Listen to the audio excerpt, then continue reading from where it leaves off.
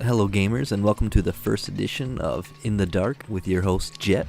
Today I'll be reviewing a game that is so unbelievable, it just simply takes your breath away. It then proceeds to strangle you to the ground and kick you as you lie there because you're in shock that you just spent $60 on this abomination.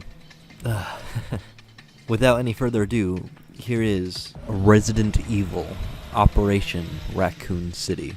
Now I have to say, I am a huge fan of the Resident Evil series, and when I heard this game was coming out, I was so excited.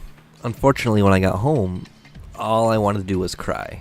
It's really hard to explain the experience, so let's just jump right into the review.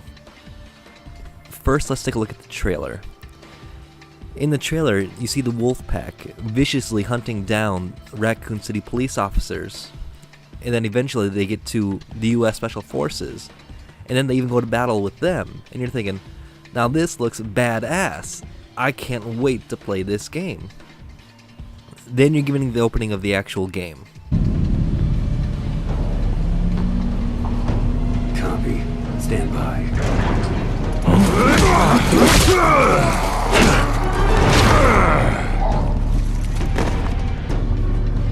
Wow, no, okay, that was badass.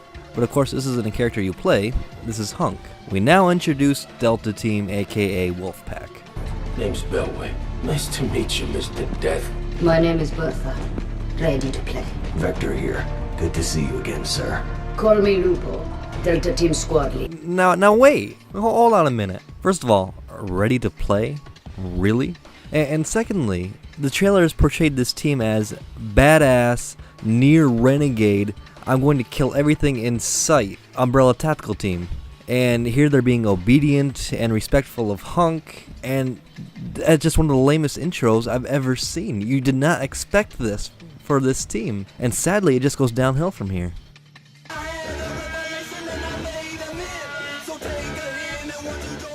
At the beginning of each stage, you're able to select the character you wish to play, and then the 3 squad mates you want to have accompany you. The controls themselves aren't necessarily bad. Your bullets go where you point, you're able to run around, sprint. You have a cover system that most of the time works just fine. Really, it's the difficulty and the game mechanics that are flawed here. Now on my playthrough, I set the difficulty to normal. And apparently that was a mistake, because by doing so, zombies and lickers and everything are able to take just a barrage of bullets and never fall down. I mean, watching the trailer, it took 2 stabs to kill a licker. Playing the game, it could take 10. It's ridiculous. Speaking of knifing, you can simply constantly mash the B button to keep swiping your knife, and you'll barely ever take damage. You can be surrounded by zombies and just keep slashing, and 9 times out of 10 you'll be just fine. And this, what the hell is this? I'll tell you what this is. Half-Life 2.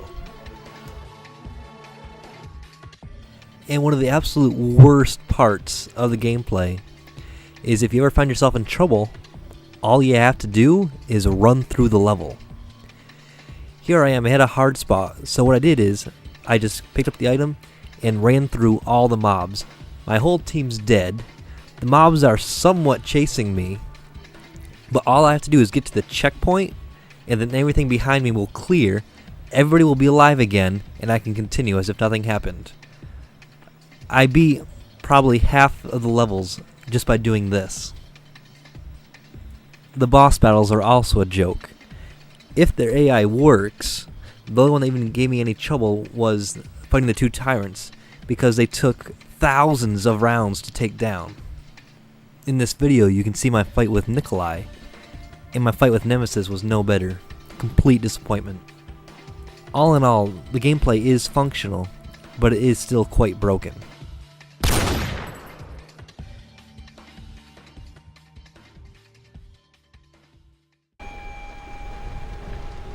Are you prepared to suffer? When it comes to the graphics, sadly there's nothing really impressive. On the plus side, it does feel like you're playing a current generation game, but the atmosphere is rather bland.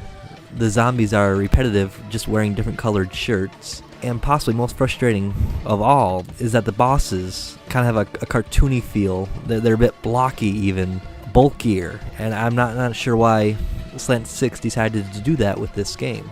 I see no reason for them to deviate from everything that Resident Evil has done in the past. So I don't get it. As for putting you in the world of Resident Evil, and more specifically Raccoon City, the game only delivers 2 areas that you might remember. The first one is the Dead Factory, and then secondly you have the police station, but only really just a room of it. The majority of the game is played indoors and not out on the streets, and this is just another area where the game fails to really deliver. Graphics are the medium for which we're able to immerse ourselves in these worlds, and this game really falls short of doing that for the player, so there's really nothing more to say.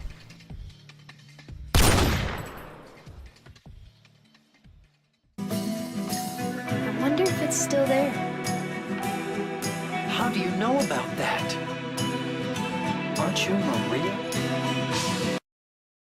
Now, of course, this game represented a what-if story, really. And really, that doesn't work to its advantage. It gives you the opportunity to kill storyline players, such as Leon Kennedy, but by the time you get to that point, you're so disappointed in the game, you want Leon to kill you. The only part that really made sense was Hunk and Birkin. Nikolai's in the game, it makes no sense. Nemesis is in the game, you have to take it down so you can reprogram it. You never know what the hell those head crabs are. And when you get to the ending, it's just the most unfulfilling feeling ever. I mean, if you were disappointed with Mass Effect 3's ending, you'll shoot yourself in the head when you get to this one. There's really nothing good I can say about the story. None of it's inventive. The bits that are slightly original shouldn't be slightly original. And worse yet, it's a 30-hour game.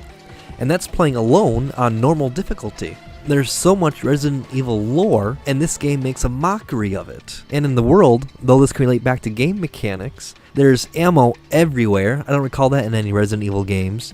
Your teammates can die, or better yet become zombies, attack you, you kill them, and then you can resurrect them and they're instantly back up and alive and can assist you again. Yeah, that makes sense. And zombies left and right drop zombie antivirus. Where'd the hell that come from? None of it makes sense.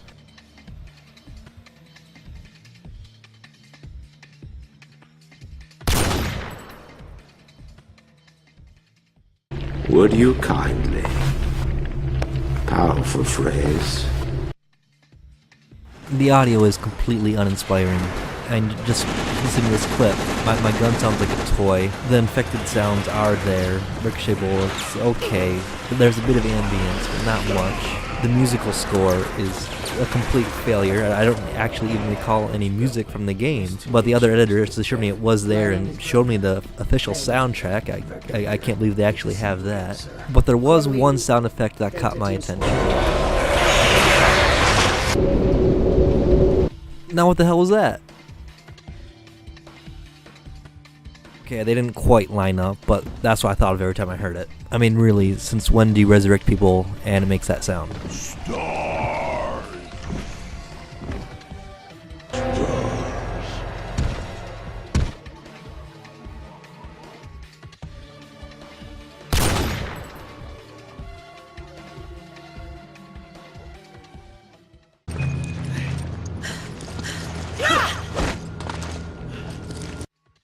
And finally, we get to replayability. I believe on a game that is both single player and multiplayer, that the single player has to be able to stand alone for the game to be considered good, and the multiplayer is simply an addition, something to supplement the game. So, if you can't produce a good enough single player, then you don't deserve to have your multiplayer count towards your score.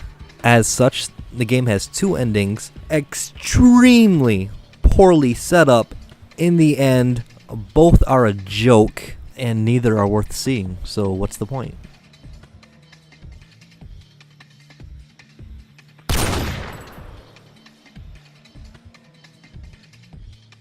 And there you have it. That's the game.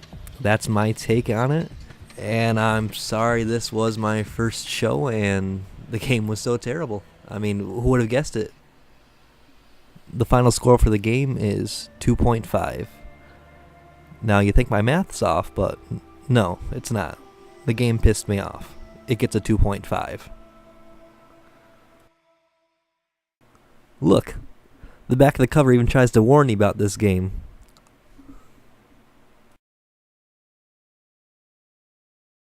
BasementKings.com.